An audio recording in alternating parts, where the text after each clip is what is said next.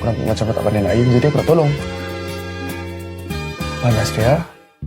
Aku nak tolong je dia. Dia. Aku risau baju puaka.